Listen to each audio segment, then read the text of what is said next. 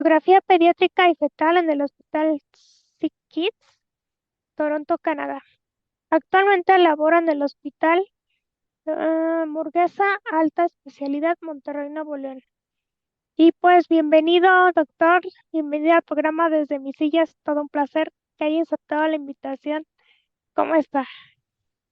Hola, ¿cómo está? Muy bien, muchas gracias por la invitación. Me da mucho gusto platicar sobre este tema, sobre todo como bien comenta que octubre es el mes de la concientización de la disautonomía y cada año se detectan más casos y cada año es un grupo mayor que tenemos.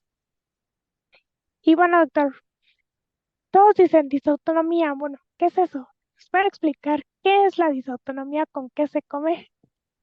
Sí, la disautonomía, como su nombre lo dice, dis es de disfunción, autonomía del sistema nervioso autónomo.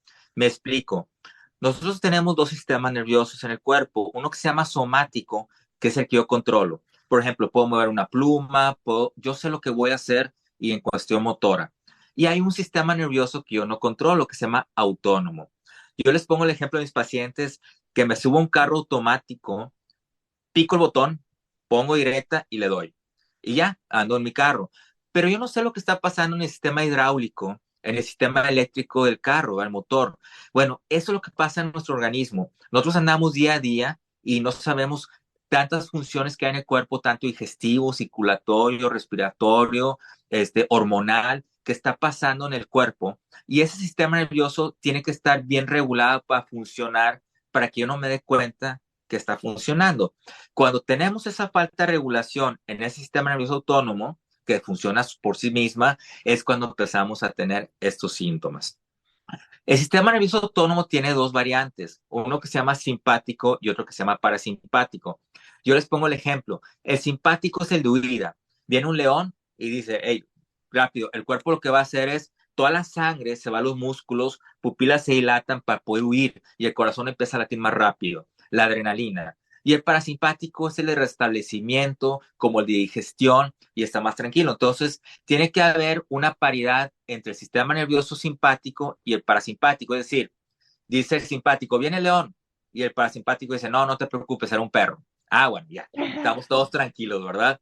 Pero, ¿qué pasa cuando uno de ellos está activado y el otro no lo jala? Es decir, no lo contrapone, por ponerlo así un nombre muy, muy genérico. Entonces está funcionando siempre un sistema nervioso que en este caso generalmente es el simpático.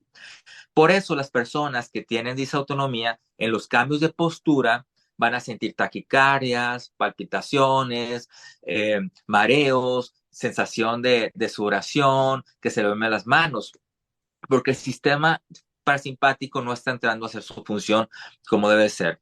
Pero básicamente, ¿a qué se refiere la disautonomía o los síntomas? Les voy a poner el ejemplo, es falta de flujo cerebral. Es decir, aquí en lo que son las carótidas, que son los vasos que llevan la sangre al cerebro, tenemos unas células que se llaman baroreceptores. Voy a poner un ejemplo muy burdo. Tengo un tinaco. Entonces el tinaco dice, hey, necesito sangre, digo, necesito agua, ¿verdad? Entonces manda la señal a toda tubería de la casa para que se contraiga y mejore la presión. ¿Qué pasa si estas células bajan la presión y no mandan la señal? Bueno, la sangre se queda en manos y en piernas. Entonces dice el cerebro, necesito sangre. Dice el corazón, pues déjame te mando lo que tengo. Empieza el corazón a latir más rápido. Son las palpitaciones, sobre todo cuando cambiamos de postura o hacemos ciertos movimientos o estamos mucho tiempo de pie. Empieza el corazón a latir más rápido. Y dice el cerebro, necesito más sangre. Entonces empieza a secuestrar sangre de la piel. Entonces se ponen pálidos, pálidos, las uñas moraditas, labios morados. Entonces, necesito más sangre. Entonces empieza a secuestrar sangre intestino. Tengo náuseas, vómitos. Bueno, más que todo náuseas, vómitos no siempre. Hasta aquí dice el cerebro, ¿sabes qué? Hasta aquí llego, me voy a conectar y es cuando la gente se puede desmayar. ¿Para qué? Para que otra vez la sangre que está secuestrada en manos y piernas vuelva otra vez al tórax y vuelva otra vez al cerebro. Entonces, el cuerpo se autoprotege, entonces causa ese tipo de síntomas. ¿Y hay alguna causa, algo que la detone o por qué la da unas personas sí y a otras no? ¿A qué se debe? Sí, todos en un momento dado, si me levanto muy rápido, se me acelera el corazón. Pero hay que diferenciar entre lo que es momentáneo a lo que ya es por largo tiempo, ¿verdad? No es normal, claro, yo me levanto, me mareo y me restablezco, sí, pero cuando esto está causándome un problema o me está causando un problema en cuanto a mi funcionalidad del día a día, ya no es normal.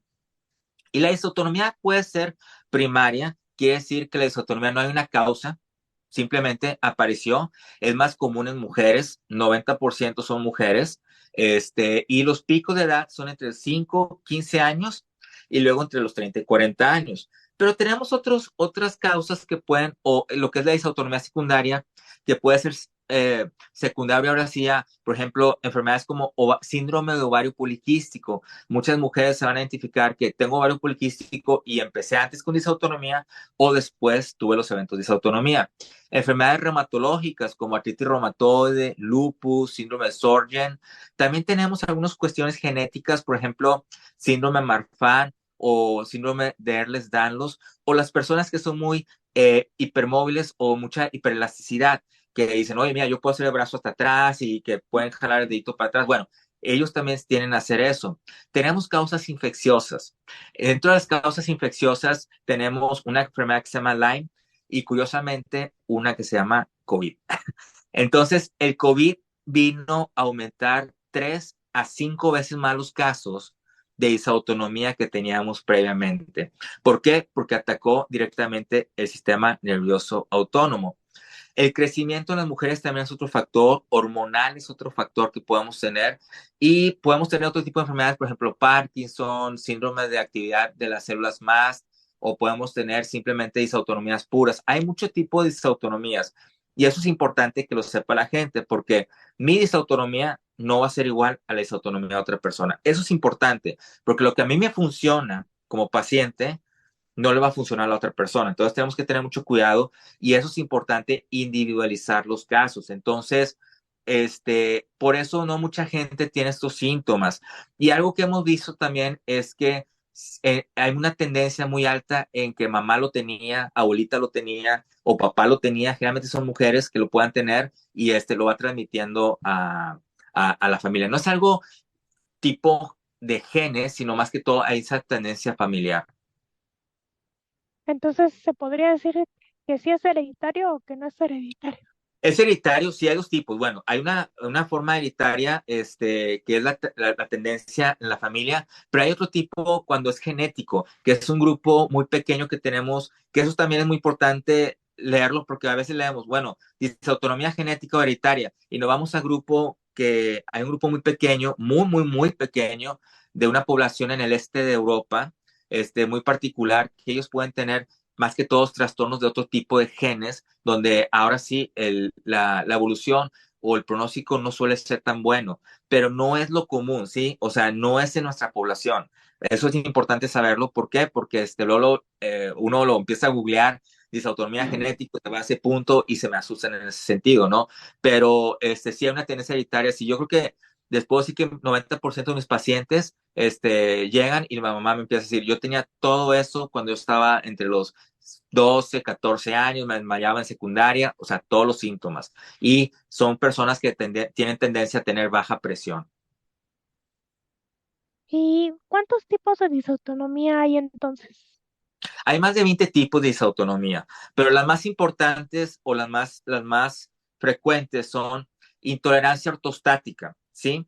O tenemos el síndrome vasovagal, que es el que bueno, intolerancia ortostática es cuando estoy mucho tiempo de pie y de repente me baja tanto la presión que me puedo desmayar o me puedo sentir mal, o que me levanto muy rápido y me desmayo. Un síndrome vasovagal puede ser, por ejemplo, me van a sacar sangre o tengo una emoción fuerte, tengo un dolor, un golpe, eh, una, pues como les comentaba, la sangre, o me peinan. A las mujeres, a las niñas las peinan muy fuerte, que les jalan o les estiran mucho el cabello, o cuando están evacuando, que hacen un esfuerzo muy fuerte, bueno, se puede hacer un reflejo vasovagal. Y hay un tipo muy especial que se llama POTS, que a lo mejor han escuchado por ahí, que es la taquicardia ortostática postural. Que ese tipo de disautonomía es la disautonomía que se tiene cuando normalmente la persona está de pie y aumentan los síntomas. Y la tendencia es que realmente no se desmayen. porque esperamos siempre que se desmayen con la disautonomía y no es cierto. Esos pacientes les hacen una prueba de inclinación y o los tienen mucho tiempo de pie y no se desmayan, sino simplemente aumentan los síntomas. Pero los síntomas más importantes son taquicardia, dificultad para respirar, tienen y una tolerancia al ejercicio muy importante. Sí, por ejemplo, yo siento que cuando estoy haciendo ejercicio o algo así, me agito y yo siento como que el oxígeno no me llega al cerebro. No sé si sea eso o solo sea como mi imaginación y que por eso como que me siento que me voy a desmayar. ¿Sí puede ser ¿No? como eso o no? Sí, sí, no es la imaginación. De hecho, muchas veces cuando corremos, las personas que tenemos, porque yo tengo esa autonomía también, las personas que corremos, la sangre se nos va a brazos o a piernas, entonces empezamos a sentir cómo se nos duermen las manos, entonces empezamos a mover las manos. Entonces, al correr, también pasa eso en pulmón, la sangre se baja a la base del pulmón y hay menos oxigenación. Entonces, la persona empieza a sentir que no puede respirar y es una intolerancia al ejercicio. Hay días que alguien puede estar haciendo ejercicio y lo tolera muy bien y hay días que no. Hay días que, por ejemplo, tengo pacientes que son de alto rendimiento que dicen, es que puedo correr 1 hora en un día y al día siguiente ya no pueden, ya llevan 2, 3 minutos y se sienten muy cansados. Y eso tiene mucho que ver la presión atmosférica. Por ejemplo, aquí en Monterrey, en estos días que de repente habíamos tenido sequía y de repente llovió tantito y en la tarde se viene el calor, bueno, ese bochorno, ese calor que se siente, uno ya sabe, hoy no va a ser un buen día. Entonces tenemos días buenos y tenemos días malos. ¿Cómo saber que es disautonomía y no un trastorno de ansiedad? Eso es una muy, muy buena pregunta. La ansiedad como tal es cuando yo no tengo las armas, ¿sí? Para afrontar algo. Pongo un ejemplo. Voy a dar una plática en un congreso o lo que sea, y no fui preparado o no me sé el tema y ya estoy ansioso porque sé que no me va a ir bien o tengo miedo a la gente. Pero, por ejemplo, la gente con disautonomía me dice, pero es que me detectan ansiedad, pero yo no estoy ansioso, o sea, no tengo nada para estar ansioso, o sea, estoy en mi casa y en la disautonomía es algo muy interesante, una crisis que parece ansiedad, pero es disautonómica. La gente empieza a sentir que no puede respirar, empieza a agitarse, empieza a sentir una opresión en el pecho, palpitaciones. Y con las palpitaciones y con dificultad para respirar, uno dice, ah, es ansiedad. No, pero básicamente empiezan a hiperventilar y empiezan a dormirse, o sea, bueno, que se llaman parestesias, a dormirse un poquito las manos, las piernas, pálidos, sudorosos, están acostados. Y es un punto donde si a estas personas que tienen esa crisis autonómica que dura entre 5 y 10 minutos, alguien llega y les empieza a poner el gorro de que, oye, ¿cómo estás? Y eso, y los estresa más, es cuando más mal se sienten. Entonces, lo ideal para cuando uno tiene una crisis autonómica es acostarse, levantar las piernas para que toda la sangre que tenemos secuestrada en las piernas vuelva otra vez al pecho y dura entre 5 y 10 minutos. Importante, no hiperventilar, porque se pierde un gas que se llama CO2 que hace que todo esto dure más tiempo. Lo importante es controlar la respiración. Entre 16 y 18 respiraciones por minuto y si es posible cerrar los ojos y poner un punto negro en el aire para poder enfocarse en ese punto y ya esa disautonomía o esa crisis autonómica dura menos tiempo. Entonces la ansiedad es muy distinta a la disautonomía. Y es bien importante en la disautonomía que la disautonomía no es causada por una cuestión psicológica. Sí puede haber gatillos emocionales, sí. Por ejemplo, tuve un trauma, o sea, tuve un evento de trauma, algo pasó, vi un accidente y me lo puede disparar. Pero no quiere decir que esto es algo inventado o de mi imaginación. Porque hay muchos pacientes que llegan y dicen, es que ya fui con el psiquiatra, fui con el psicólogo y ya estoy pensando que sí me lo estoy inventando yo porque nadie me dice que tengo. Todos mis exámenes salen normales, pues sí, pero no es un trastorno psicológico como lo estoy causando. Pero claro, si yo con disautonomía dejo de trabajar, mi pareja me deja, o tengo, no puedo cuidar a mis hijos, o dejo de hacer ciertas funciones que yo hacía día con día, pues claro que me puedo deprimir y claro que puede llegar una ansiedad después de la desautonomía. Y por ejemplo, en estos casos que estamos así hiperventilando, ¿qué tan bueno sería el típico de respira dentro de una bolsa de papel? Muy buena pregunta también. ¿Por qué? Porque eso es muy peligroso. Porque estamos reciclando un gas sin oxígeno y lo que necesitamos es oxígeno. Entonces, no se debe de poner una bolsa para la hiperventilación, ¿sí? No está demostrado científicamente que funcione. De hecho, puede ser algo más perjudicial. Ah, sí, porque luego me dicen respira en una bolsa de papel y yo siento que no, que necesito aire. Sí, lo ideal es acostarse, necesitamos flujo, flujo, flujo, flujo. Entonces hay que levantar las piernas. Y si es posible, si estamos en condiciones, tomar un suero oral. El suero oral trae electrolitos, trae sal. Lo que va a hacer la sal es aumentar la presión osmolar, o sea, la concentración dentro de los vasos y esa sangre que está secuestrada llega otra vez a los vasos para mejorar la circulación. Doctor, por ejemplo, en los niños que todavía no saben hablar, que no se pueden expresar bien, ¿cómo podemos detectar si ellos tienen disautonomía o a partir de qué edad se podría presentar una disautonomía? Generalmente las autonomías las vemos entre los 5 y 15 años, normalmente, con un pico entre los 10 y 14 años es lo más común. He tenido pacientes de 4 años con disautonomía. Son pacientes que de repente están parados o empiezan a sudar mucho y se desmayan, que es la forma que empiezan a presentarse a esa edad, porque no dicen, oye, ¿sabes qué? Me siento que no puedo respirar o palpitaciones, simplemente se desmayan. Entonces, lo primero es que van con un neurólogo. El neurólogo hace exámenes, ¿sí? Y eso es bien importante, porque no todo se lo podemos achacar a la disautonomía. No todo la disautonomía es culpable. Entonces, sí tenemos que hacer un diagnóstico diferencial y por descarte llegar a esa autonomía. Generalmente llegan con el neurólogo y el neurólogo dice, es que ya descarté crisis atónicas, descarté que en el electroencefalograma estuviera algo anormal, le hacen resonancia de cráneo, le hacen ciertos estudios también como tomografía y no hay ninguna lesión. Bueno, en un momento dado ya lo mandan con un cardiólogo y vemos cómo esos cambios de postura el niño empieza a taquicardizar, empieza a aumentar la frecuencia cardíaca. Y no es un aumento de frecuencia cardíaca 5 o 10 latidos por minuto, sino empieza en los niños normalmente arriba de 40 latidos por minuto y en el adulto son 30 latidos por minuto, arriba de lo que tenía cuando estaba acostado, que es una forma de poder percibir que tiene ese tipo de tratamientos.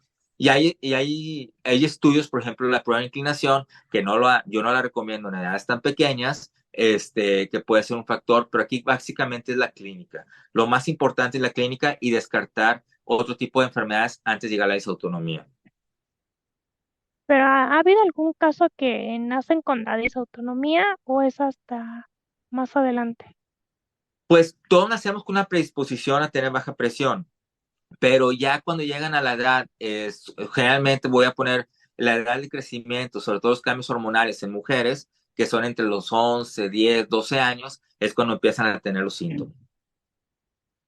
Y por ejemplo, en adolescentes, ¿cómo sabemos si son, por ejemplo, las niñas que empiezan con su periodo? ¿Cómo sabemos si se empiezan como a desmayar o sentir mal por las hormonas o ya porque cuáles serían las señales que sea algo más que ya podría ser una disautonomía?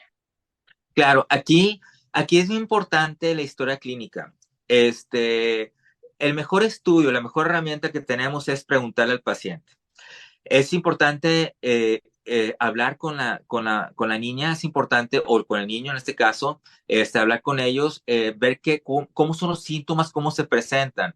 A ver, se presenta, por ejemplo, estoy parado mucho tiempo, siento que me empiezo a marear, me empieza a faltar el aire, respiro y me duele, hay una opresión en el pecho, los síntomas que van presentando, parestesias, adormecimiento, náuseas, hablo y me canso, sobre todo después de comer, porque al comer, si como algo muy pesado, por ejemplo, harinas o grasa, la digestión secuestra mucho flujo hacia la digestión sanguínea y eso causa que puedan desmayarse o me peiné, me desmayé o estaba bañándome con agua muy caliente se dilatan los vasos, me desmayo, presenté un desmayo en la regadera, que es generalmente muy frecuente que lo vemos en adolescentes que llegan a urgencias por una cicatriz, perdón, por una cortada y la suturan, pero nadie le importó el por qué se desmayó, ¿verdad? Mm. O me inyectaron, me sacaron sangre. O sea, la historia clínica es muy importante antes de llegar a ciertos estudios y a veces no requerimos tantos estudios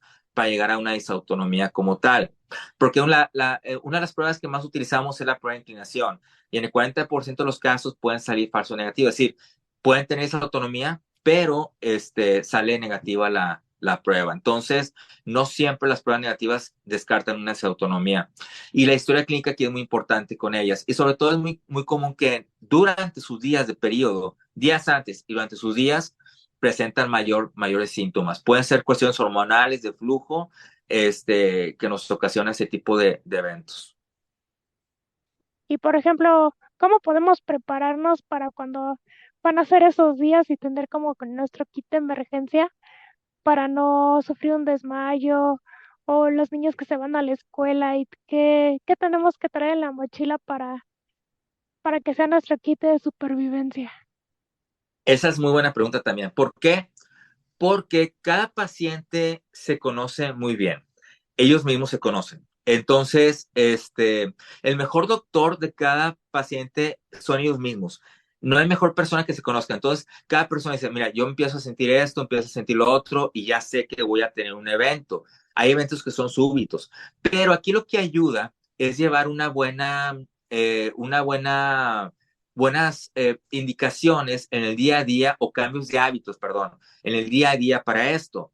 Si yo le quito factores predisponentes, por ejemplo, ¿qué factor predisponente tengo? Que no tome agua. Entonces necesito tomar entre 2 y 3 litros de agua, depende de la edad, ¿verdad?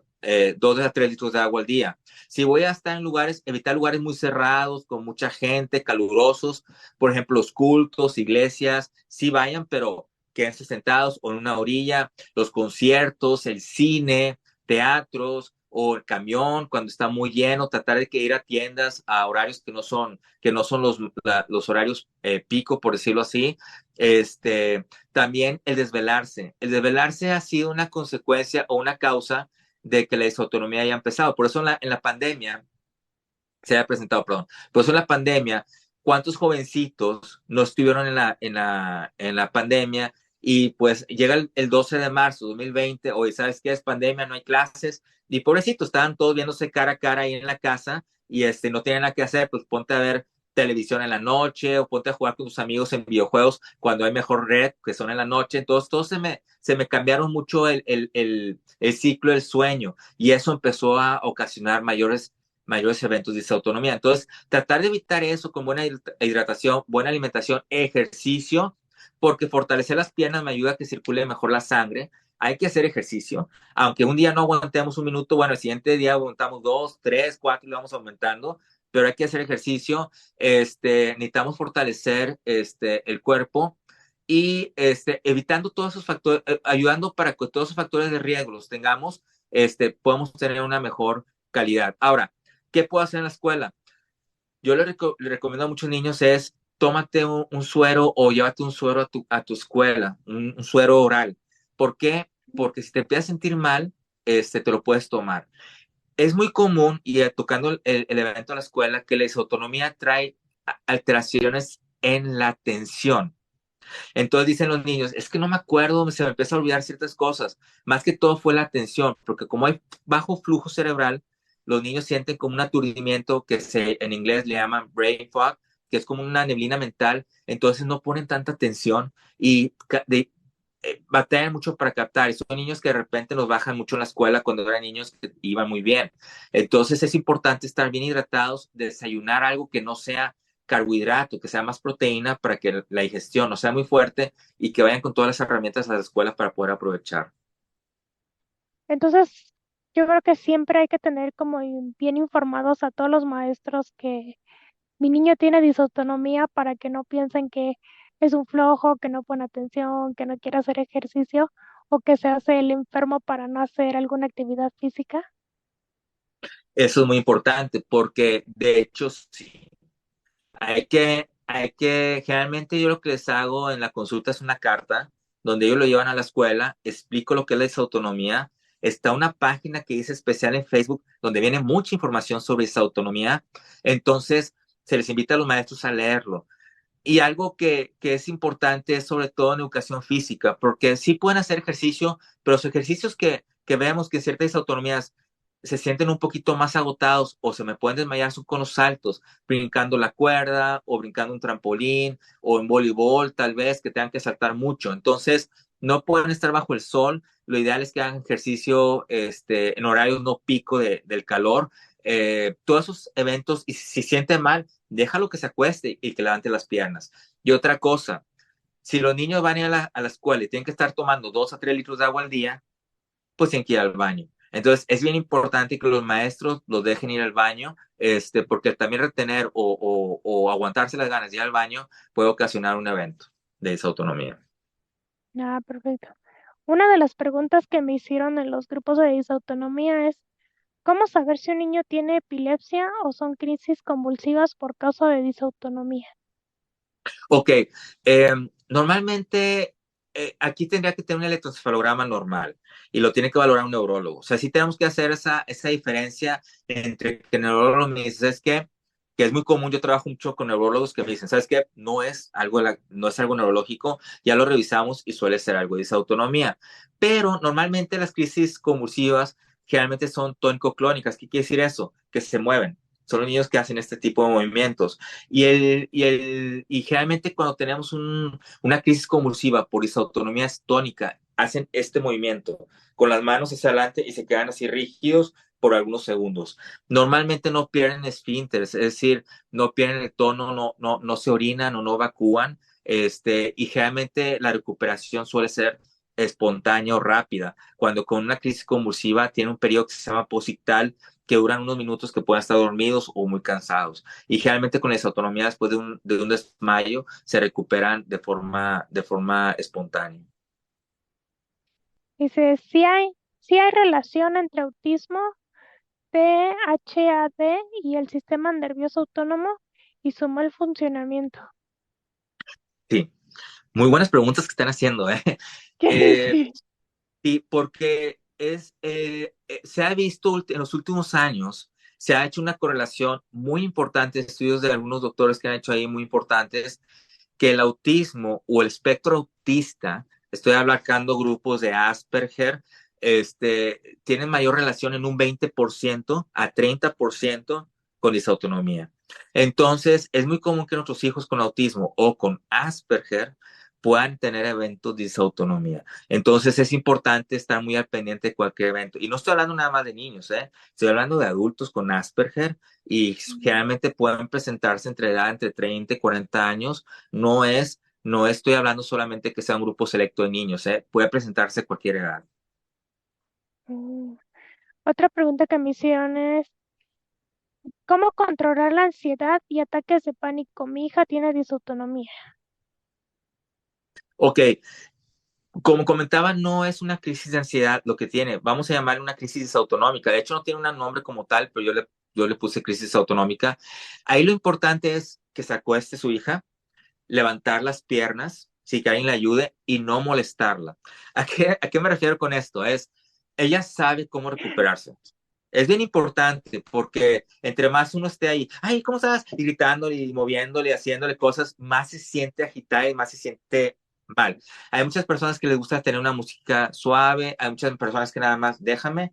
Y el consejo que yo les doy, cierra los ojos y pone el punto ese negro en el aire. Y si sientes que te estás disipando ese punto, vuelve a ese punto. Y poco a poco, respirando despacito, controlando la respiración. No es una meditación, simplemente controlar la respiración. En lugar de durar 10, 15 minutos, la crisis disautonómica dura entre 4 y 5 minutos. Es más corta de duración, pero sí son eventos que suelen pasar muy frecuentemente, pero lo ideal es levantar las piernas. Y ya una vez que pase, dejarla acostada y que tome un suero. Es bien importante eso. O si no tenemos suero, agua. Agua con sal o un agua mineral con sal y limón. Otra que hicieron es, ¿sigue siendo una discapacidad invisible? O saber si ya hay alguna ley que nos ampare y nos dé los beneficios que confiere la discapacidad. Tengo entendido que no hay una ley. tengo entendido. O sea, voy a dejarlo ahí como algo en el aire, ¿verdad? No, porque hemos estado luchando por eso. No hay una ley como discapacidad para la desautonomía. Que si la disautonomía puede ser discapacitante, sí. Ahora, yo les pongo ese ejemplo. Por ejemplo, el POTS, que es una síndrome ortostático postural, donde si uno ve a la persona, la ve súper bien. Pero les voy a poner un ejemplo de una persona que se dializa. Una persona que tiene diálisis o una persona, la vamos a ver un poquito inflamada la cara, que retiene líquidos, lo vemos más cansados, a veces les cambia la coloración de la piel. Bueno, uno dice, ¿sabes qué? Está enfermo. Y la persona con POTS no. Generalmente uno ve a la persona con post que está súper bien, o sea, digo, se está haciendo, no quiere ir a trabajar, no quiere ir a la escuela la niña porque lo está inventando. Bueno, hay estudios donde la capacidad de bueno, perdón, el índice de discapacidad entre una persona con POTS y una persona con diálisis es la misma. O sea, hasta ese punto. Entonces, hay personas, me han llegado personas al consultorio en silla de ruedas, sobre todo después del COVID, que no podían caminar, personas que no podían ni siquiera respirar bien y que al momento de hacer un movimiento se mareaban. Para una persona que es mamá, para una persona que es estudiante, para una persona que está llevando un curso, una escuela, el no poderte concentrar, que ahí va la otra pregunta sobre el trastorno de déficit de atención. Sí, hay un déficit de atención porque hay bajo flujo cerebral, entonces no pueden poner, no pueden captar, no pueden retener información, pues llega a ser incapacitante, ¿verdad? Y hay personas que han estado en casa y llega un miedo, porque las personas con disautonomía, algunos van a comprender, hay un miedo de salir de casa, de tu zona segura. Hay una zona segura que yo tengo en mi casa, que puede ser un sillón, que puede ser mi cama, que puede ser mi cuarto, y salgo de mi cuarto o salgo de mi cama y me siento inseguro y empieza una ansiedad. Ahí sí es ansiedad, porque no va a ser que me pase algo si salgo a la casa, ¿verdad? O que llegan a un restaurante, hay mucho calor y empiezo a sentir mal. Entonces, esa zona segura para ellos cambian bastante. Su ánimo, hasta su semblante a cuando salen de ese punto. Entonces, es muy importante también darles ese factor de seguridad a la gente que tiene disautonomía. Entonces, sí llega a ser discapacitante, claro, pero creo que no hay una ley todavía para ello y por eso estamos luchando para que esto sea más visible y más audible en todas partes, ¿no? Y por ejemplo, en las personas que tenemos discapacidad como yo, que tenemos una discapacidad física, ¿qué tanto es el índice que podamos llegar a adquirir la disautonomía? Yo, por ejemplo, en mi caso no sé si ya la tenía desde antes o se me como duplicó con con el accidente. Sí, voy a hablar un número que es entre un 30 y un 35%. Yo apoyo para una asociación que se llama Enlace, que es una asociación de niños con distrofia muscular de Duchenne y Becker. Son chaparitos que son niños, en masculinos, este, que entre los 5 y 7 años empiezan a tener dificultades para caminar y a veces entre los 8 y 10 años llegan a una silla de ruedas. Bueno, el hecho de estar en una silla de ruedas, no poderse mover, hay un secuestro de flujo, un problema de falla de circulación sanguínea, donde aún estando sentados, porque ellos no se paran, están sentados y aún así pueden tener eventos de disautonomía donde empiezan a sentir que la presión se les baja, empiezan a sentir mareos, náuseas, empiezan a sentir otro tipo de, de síntomas de desautonomía y que es muy común que puedan sentirse más fatigados, más cansados, palpitaciones, el sistema nervioso simpático empieza, entonces empiezan a sentir palpitaciones. Entonces es un 30-35% de pacientes que hemos visto con, con pacientes que están en silla de ruedas que pueden tener esa autonomía. Y en el COVID creo que aumentó más ese número. Entonces, si una persona en silla de ruedas, claro que puede tener esa autonomía. No necesariamente es personas que o se paran o que están mucho tiempo de pie, el estar sentados. Por eso hay pacientes que tenemos que están en el salón de clases y normalmente en el salón de clases cuando se me sienten mal, cuando están mucho tiempo sentados y que están muy cerrados y con poca ventilación. Y por ejemplo, a mí me han dicho que yo tengo tetraplegia. Me han dicho, es que como tu lesión es muy alta, por eso es como más probable que te haya como aumentado o dado doble la disautonomía. Es, puede ser eso o puede ser cualquier otra lesión, a lo mejor a una altura más baja. Puede ser, sí, sí puede ser, porque también el sistema nervioso autónomo tendemos a tener algunas situaciones, por ejemplo, vejiga neurogénica, otro tipo de alteraciones a nivel también gastrointestinal, que es muy importante, los síntomas gastrointestinales, pero creo que aquí mucho tiene que ver la movilidad en una persona. Entonces, sobre todo la falta de circulación. Acuérdense que esto es circulatorio, más básicamente el flujo cerebral. Entonces, creo que ese es uno de los puntos más importantes que cualquier persona, independientemente que sea muy leve o muy alta la discapacidad que tenga o el tiempo que esté en una silla de ruedas, puede ser causar ese tipo de alteraciones. Y, por ejemplo, a mí me llegó a decir un cardiólogo, me dice, no, pues es que la verdad, dice, veo tus estudios y pues ya no sé qué hacer contigo. Dice, es que las personas con tu lesión no viven tanto tiempo. Y me mandó con un centro médico y esa cardióloga me dijo, sí, qué comentario tan desafortunado, pero sí es cierto. Y eso no, acá con la doctora y todo, me comenta, bueno, por ejemplo, que no hay o no me puede dar un medicamento. Si hay medicamentos para la disautonomía, ¿hay algo que se pueda tomar o por qué no me lo quieren dar a mí? No, la disautonomía, lo primero que yo le digo a mis pacientes, lo primero es, después de decirle que tienes autonomía, es no se cura. La disautonomía no se Mm, cura. Y eso es importante saberlo. Entonces, como la disautonomía no se cura, no hay ningún medicamento que cure, pero hay medicamentos que ayudan, que eso es muy importante. La disautonomía puede ser muy leve y ahora, la disautonomía mejora en un lapso, no porque el médico sea muy bueno, porque así es la historia natural de la enfermedad. Pero el problema es que yo no quiero que lleguen a estar con discapacidades o disfuncionales, que dejen de ir a la escuela o dejen de hacer ciertas cosas. Entonces, para eso damos medicamentos. Bueno, adrede, no, sí hay medicamentos, pero no se los voy a mencionar. Va por esto. Porque el medicamento tiene que ser individualizado al ujú, paciente. Tenemos que ver cuáles son las condiciones del paciente para ver si podemos dar uno, otro u otro medicamento. No tenemos muchos, entre 4 y 5 medicamentos que podemos dar, ¿eh? Entonces, hay uno puede ser que hay un paciente que le cae bien uno, hay otro que le cae bien el otro, hay otro que le cae bien el otro, hay uno que no le cae nada, ¿eh? Entonces, por eso las medidas que hacemos son el 80% del tratamiento, más que los medicamentos. Pero los medicamentos sí nos ayudan para mejorar un poquito la funcionalidad o sobre todo, eh, que no sea tan, que no sea tan fuerte o tan severo la disautonomía mientras va pasando esa meseta, ¿no? Y les digo el medicamento porque hay medicamentos que actúan sobre un nivel y hay medicamentos que actúan sobre otro nivel.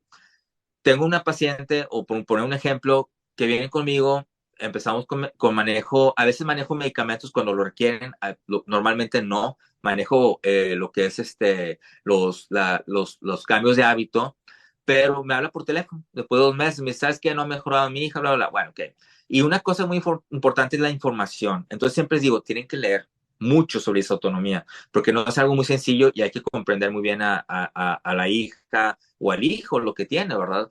Entonces, ella sí quiso ir con el medicamento y me dice, bueno, pero es que yo quiero un medicamento. Le dije, mira, es que hay ciertos medicamentos y ya le menciono uno. Pues se lo dio, sin saber si le podía funcionar o no. Entonces, por eso no menciono los medicamentos. Es importante que ujú, acudan con el médico.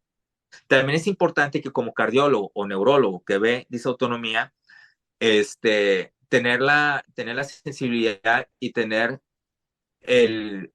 ser muy honestos en decir, ¿sabes qué? Sí sé que es autonomía, pero no la quiero manejar. La persona que maneja esa autonomía tiene que estar con el paciente, porque el paciente, y eso es muy importante, y saben las personas que tienen esa autonomía, que a veces, sobre todo al principio, las llamadas con el médico, los mensajes con el médico son muy constantes. Tienes que saber que vas a tener que estar al 100 con tu paciente, tienes que saber que vas a tener que contestar, sabes que vas a tener que lidiar con muchas cuestiones emocionales del paciente. Si tú aceptas eso, adelante. Si crees que no puedes aceptar eso, no puedes ser un médico que maneje disautonomía. Porque no es conocer solamente, es la empatía que tengas al paciente. Eso es bien importante, ¿sí? Yo, por ejemplo, son muy pocos casos que veo por línea. ¿Por qué? Porque nunca una plática en línea o una consulta en línea te va a dar el panorama de estar viendo al paciente, estar viendo los ojos y platicando con él y hacer los estudios que necesitas hacer, la verdad. Este, pero es muy importante esa cuestión de tener tu cardiólogo, neurólogo que sientas que hace ese clic contigo. Si no, búscate otro que te quiera ver y que esté al tanto que no solamente puedo ser muy bueno en cuestión de información o cuestión de literatura o tener mucha información, pero si no soy empático, la disautonomía no va a hacer clic. El paciente no va a hacer clic contigo y no va a seguir las indicaciones. Tomarse 5 minutos con el paciente y explicarle por qué tiene que tomarse medicamentos es bien importante porque a veces les dan el tratamiento adecuado, todo bien, pero la persona aún así siente, pero ¿por qué lo tengo que tomar? Entonces, explicarles y tomarte ese tiempo es importante. Y Sí, la consulta con la disautonomía no es solamente con el adolescente, ¿eh? o con la persona, es con la familia, ¿sí? La disautonomía tenemos, yo les digo a mis pacientes, no esperes que el vecino te entienda, no esperes que tu tía llegue y diga, "Ah, mira qué floja está la niña hoy, que no se quiere levantar". ¿Por qué? Porque hay médicos que no entienden la disautonomía. No es culpa de tu tía o no es culpa de tu abuelita que no entienda la disautonomía. Por eso tú vas a informarte, vas a leer y les vas a explicar y los vas a invitar a que lean páginas de disautonomía. Por eso hay muchos grupos de disautonomía que se apoyan entre ellos y eso es muy importante. La disautonomía no es una información que la tenemos así abierta, que espero, y esa es la intención del mes de octubre, hacer más visible esta enfermedad y que más gente la conozca. Y sobre todo la empatía que puedan tener los papás, los hermanos, los familiares. Les pongo un ejemplo. Puede ser la jovencita que va a salir un día con su pareja o su novio o con alguien que esté quedando, y de repente llegan por ella y apenas están llegando a restaurantes, sabes que ya me tengo que regresar porque no me siento bien. Entonces, la persona tiene que saber que si se va a tener una relación con una persona con disautonomía o se va a casar con la disautonomía también, no solamente con la persona. Entonces, eso es importante en ese aspecto. sí, por ejemplo, a mí me pasó una vez, yo me contracturo mucho. Entonces, me tomé un medicamento que ya me había funcionado, pero no me funcionó. Entonces dije, bueno, voy con el doctor Simi que me manden inyecciones que son como más rápidas. Me mandaron el tramadol con ketorolaco. De la primera inyección me empecé a sentir así como bastante mal. Y la segunda inyección ya sentía que casi me estaba muriendo, me sentí súper mal y todo. Le mandé justo un mensaje a mi cardióloga preguntándole si el tramadol nos caía mal y ya dijo que sí, que era muy malo para nosotros y que nos bajaba la presión, etcétera. Dije, ah, ok. Pero pasaron los días y me fui sintiendo mal. Cada día eran, este, 10 síntomas y el día siguiente eran 15 y luego, y pues se iban alternando. El chiste es que llegó un punto que un día o sea, amanecí con taquicardia, cosa que nunca, a menos que en baja, pero tenía la presión, pues digamos bien, pero mi corazón estaba todo lo que da y todo el día y no se me quitaba. Llegó un punto que me empezó como a hormiguear el brazo y me empezó a doler. Y al momento que quise darle a la silla, me dio un piquete en el corazón. Nunca me había pasado. ¿Puede dar un infarto por la disautonomía? No, este, no es que dé un infarto. Aquí la cuestión es que sí tenemos que ser muy cautelosos en que no todo es disautonomía. La disautonomía puede estar junto con otro tipo de patologías o enfermedades, por ejemplo, reumatológicas, que a lo mejor tenemos una exacerbación de un problema reumatológico y que podamos sentir algunos síntomas que no son propios de la disautonomía. Pero en este caso, probablemente es muy común tener dolores torácicos, sobre todo cuando respiro, o Mm, un piquete que no es necesariamente una isquemia o una lesión en el corazón. Por eso es muy importante que es lo ideal es en ese momento acudir para poder acudir con el cardiólogo, acudir con el médico para que puedan hacer estudios, por ejemplo, enzimas cardíacas o un electrocardiograma para descartar algo del corazón y uno estar más tranquilo que no es el corazón, sino es más que todo un problema de la desautonomía, ¿verdad? Ahora, tocando este punto, existe el médico, el médico ideal que me cure de su autonomía, no, no existe. No hay. No hay un médico que pueda solamente él manejar esa autonomía. Porque tengo muchos pacientes que me dicen, es que yo quisiera ir con un médico y que ya él me haga todo. No hay. Y eso sería un error garrafal. ¿Por qué? Porque la disautonomía es multidisciplinaria. Entonces yo me tengo que apoyar con reumatología, me tengo que apoyar con neurología, me tengo que apoyar con traumatología, me tengo que apoyar con muchos, especialistas, genetistas, con la disautonomía. Porque a veces si yo mejoro un síndrome ovario poliquístico, que es parte del ginecólogo o el endocrinólogo, mejoro los síntomas de disautonomía. O si mejoro mi proceso reumatológico, mejoro la disautonomía. O mejoro mi proceso genético de Ehlers-Danlos o de hipermovilidad o hiperlaxitud, mejoro la disautonomía. Entonces, tenemos que tener un apoyo entre todos los médicos. Por eso no crean que van a encontrar al médico ideal, no existe. Porque por ejemplo, yo cardiólogo no puedo manejar cuestiones endocrinológicas. No Mm. sé. Entonces me tengo que apoyar. Entonces es muy importante los síntomas que vaya teniendo, cómo voy conociendo mi cuerpo, comentárselo a mi cardiólogo o mi médico para que me pueda referir a otros médicos. Y hablo en traumatólogos o neurocirujanos. Es muy común que también lesiones a nivel de la médula. Sobre todo, yo tuve una lesión, supongamos, en un choque automovilístico hace 2 meses, 3 meses, y de repente empiezo a tener sensaciones de disautonomía. Bueno, es muy común que hay una compresión de la médula y esa me puede estar causando también o exacerbando los síntomas de la disautonomía. Y hasta que yo no repare esa médula cervical, que es muy común Ujú. problemas traumatológicos cervicales o fracturas patológicas, no va a mejorar mi disautonomía. Sí, porque sí, de hecho me pasó lo que dije. Le mandé mensaje a mi cardióloga y mi cardióloga se tardó así como que 20.000 años en ver mi mensaje y cuando vi el mensaje me dejó en visto y fue así de, "Uy, siento que me está dando un infarto y mi cardióloga me ignoró". Y de verdad me sentía muy, muy mal. Afortunadamente otra doctora me dijo así como que intenta, ya te respondió, ya te respondió. Yo, no, es que no me responde. Y dice, pues mira, no debería, pero pues tómate un cuartito de esto y dime si te funciona y dime cómo te vas sintiendo y así. Afortunadamente me funcionó y ya pero sí me duró más de 24 horas el taquicardia que jamás me había pasado y ya tengo años con la disautonomía, entonces creo que sí también, como dice, la empatía es muy, muy importante. Y eso que la doctora también tiene disautonomía. Sí, sí, y también a veces uno tiene que comprender que a veces, por ejemplo, si yo me meto en un estudio, me meto a un procedimiento, puedo durar entre 6 horas, 8 horas sin tener el contacto del teléfono, ¿verdad?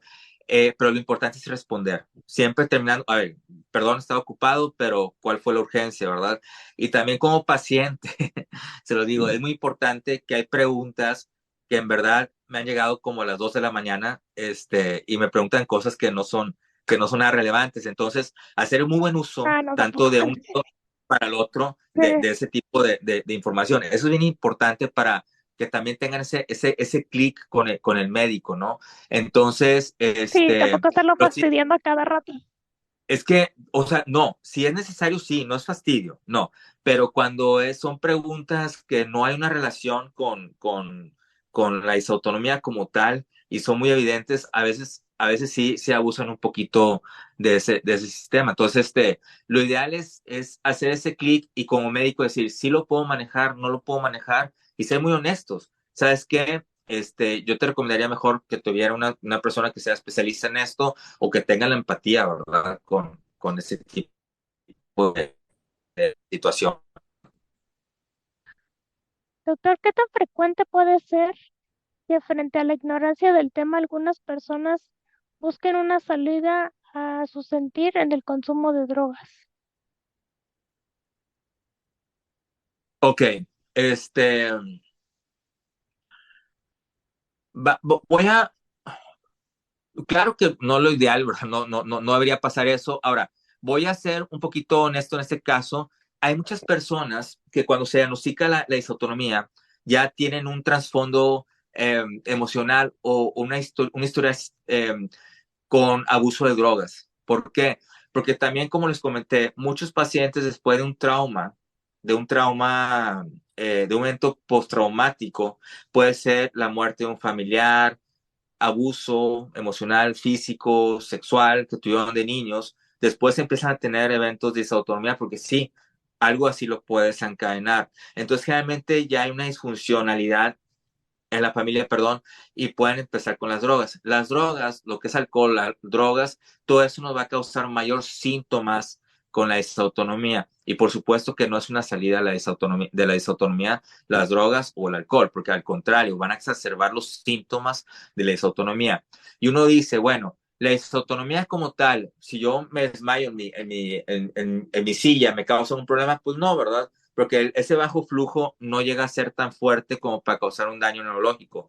Pero un golpe, hay pacientes que están de pie y se desmayan súbitamente y pueden presentar un golpe en la banqueta y pueden fallecer o pueden tener un trauma muy importante. Entonces,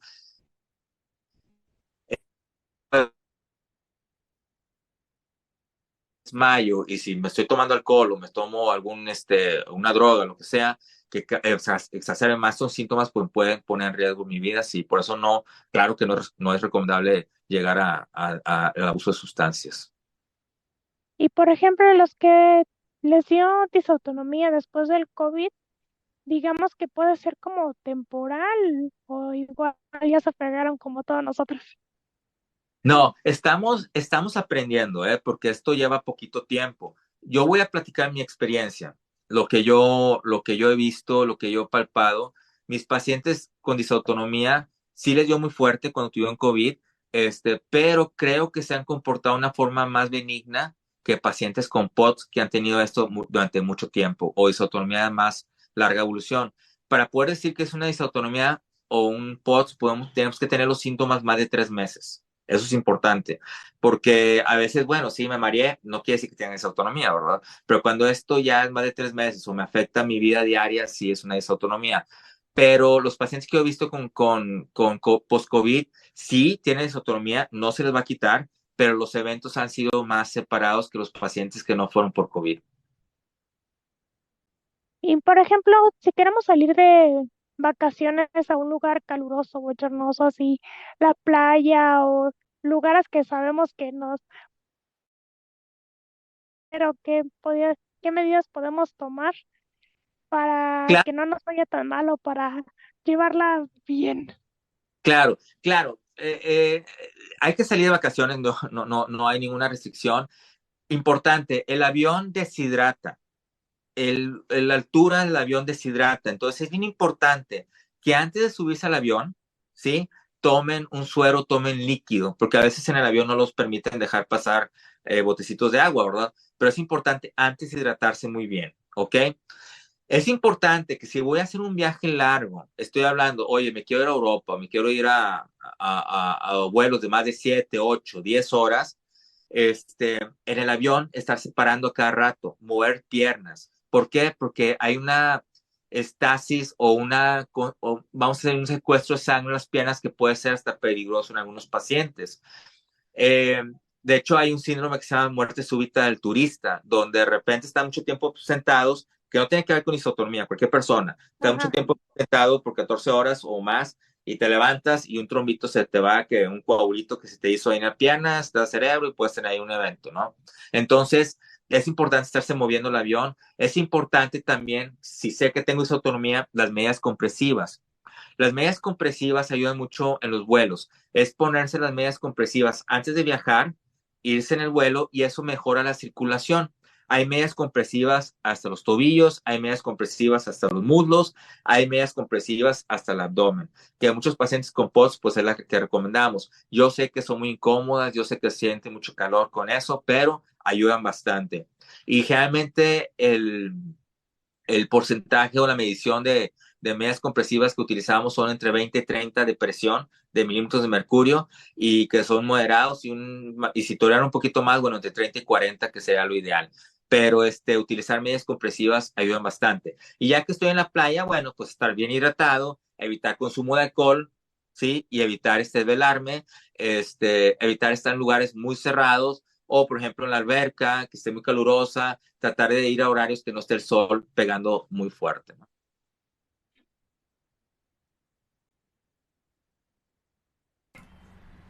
Sí. Sí, buenas tardes. Juanita Alcaraz dice que es la información excelente.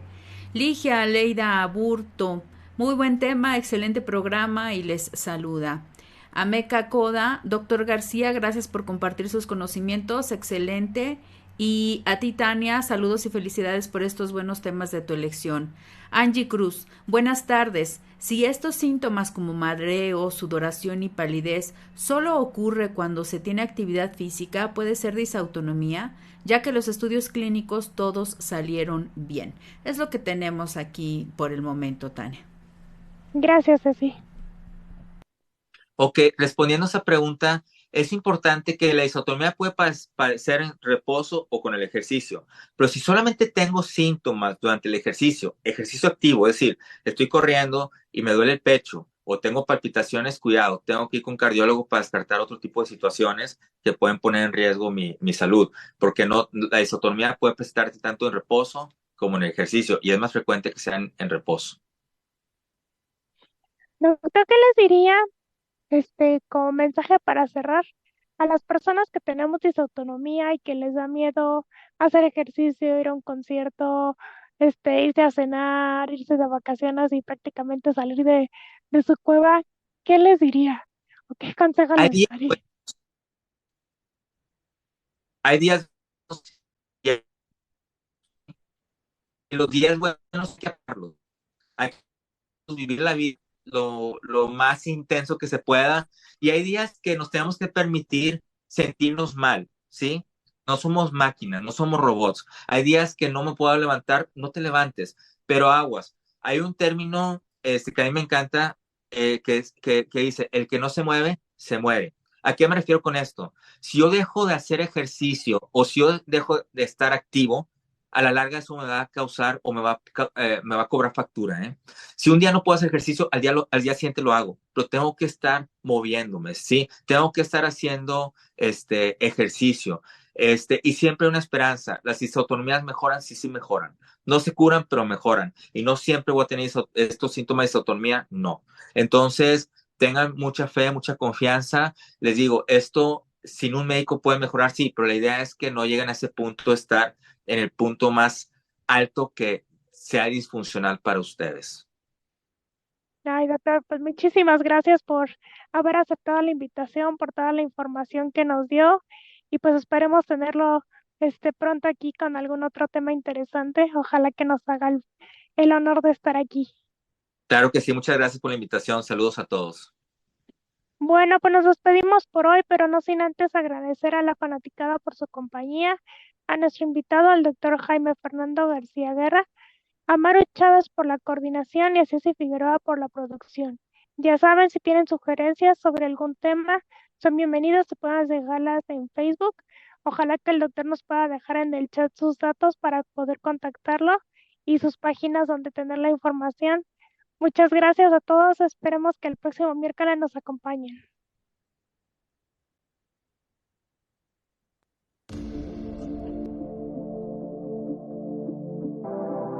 Prueba a cambiar la perspectiva desde donde ves la vida. Prueba a mirarla desde 1 metro de altura. Prueba a mirarla rodando. Desde mi silla, porque rodando también se vive. En Violeta Radio 106.1 FM, porque rodando también se vive.